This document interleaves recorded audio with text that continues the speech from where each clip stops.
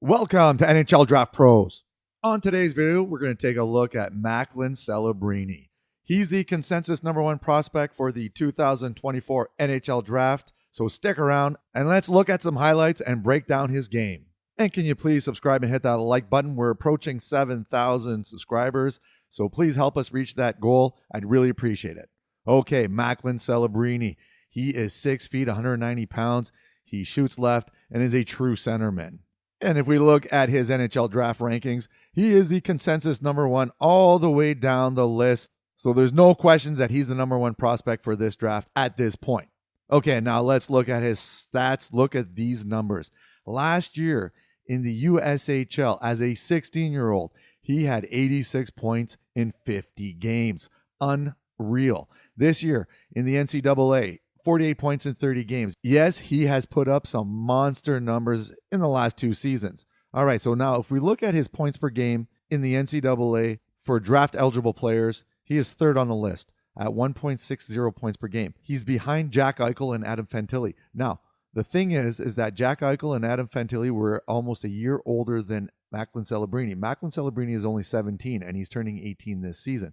So he's a year behind and still in the top 3 all time for the NCAA points per game in their draft season.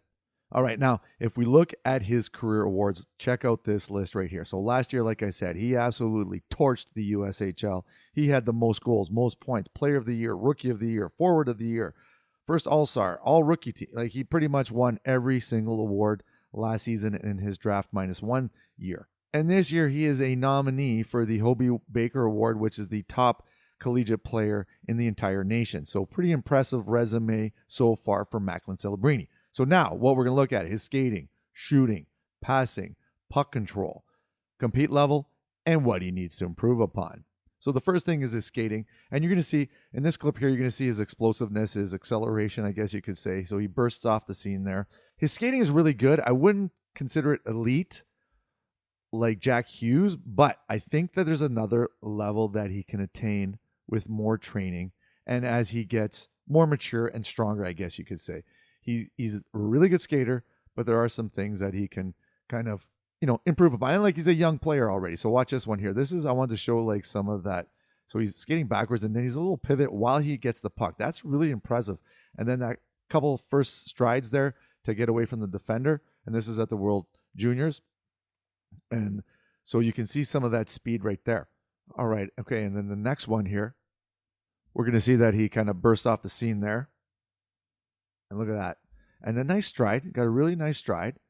Just a little bit more work. All right. So now shooting. This is one aspect of his games. Watch this one. Boom.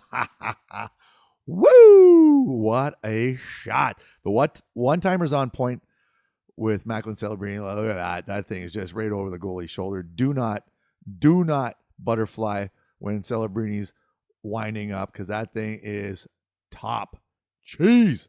All right. And the thing with his shooting is that he's got a lot of different mechanics, I guess you could say. Like, watch this one. This is like, boom, just a real quick release right there. Right there. He's a very tactile shooter, I guess you could say, and has a variety of shooting arsenals at his disposal. This one here, this is a nice release right there. That's quick off the stick. You like to see that from a shooter. And then this one here, he's going to walk in, and he's just going to bury it over the shoulder again. So really good aim, I guess you could say, that, he can pick those soft spots. Like, look at that. That's just a little opening there, and he found it, no problem. So the shooting is one of his. He had like 46 points in the USHL there last season. So he can wire puck. Another one-timer. I love these. Check this out. And it's in the net. Yes. We're going to do a little boom action here. Boom. Celly for Celebrini. Okay, so now passing, another thing that he is really good at, obviously high hockey IQ. So this is one of those things when you have good skill set, like look at this that's a nice sauce over 2.6. When you have that hockey IQ and you have the skill set to go along with it, you're going to be able to kind of, read the opposition and make some nice plays. And that's exactly what he does. There are at times when he will try to force some plays, some passes, and I had the opportunity to see him live against Notre Dame, And there was a couple times when he was trying a little too much, but this is a beautiful pass right here. Like, check this out. Like, again, reading the like, anticipation, hockey IQ. That is the reason why he got that pass through. Not too many people can do that. And this is another one. He's going to anticipate. So Hudson passes to him. And watch this. What a thread. What a thread. Unreal. Lots of passing clips we have in this video because he's making these passes and you're like, when you see it live, you really appreciate it. And that's one thing. There's the few times when some of his teammates should have scored. This one right here, right across. Put your stick down. He's going to get it, hit it right on the stick, and that's in the net. So passing, big component of his game. He's really good. All right, puck control. Definitely got some nice hands. Like I said, he's got that skill set. Like, look at this. This is a game I was at, actually. And when I saw that, I was like, whoa. I was actually right in the corner there watching this in this end. Like, look at that. Look at that. Yep. He's got the hands. He's got the shot. He's got the passing. And the one thing with Celebrini, he attacks opponents. He's not afraid to get in the dirty areas. Like, look at this. Heading right into traffic here, and then gets a shot off and scores.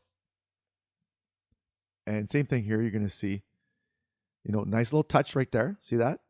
And again, attacking that area here. And then he gets the redirect for the goal there. So, I wouldn't, he doesn't have like the nifty hands like, say, Demidov does. I mean, there's no one in the draft that has the skill set like Demidov does, but Celebrini does have some nice hands. And this one here, you're going to see same thing against Vermont. And he's going to, again, attacking that middle of the ice. I love seeing that in skilled players when they're not afraid. He's got a little edge to him.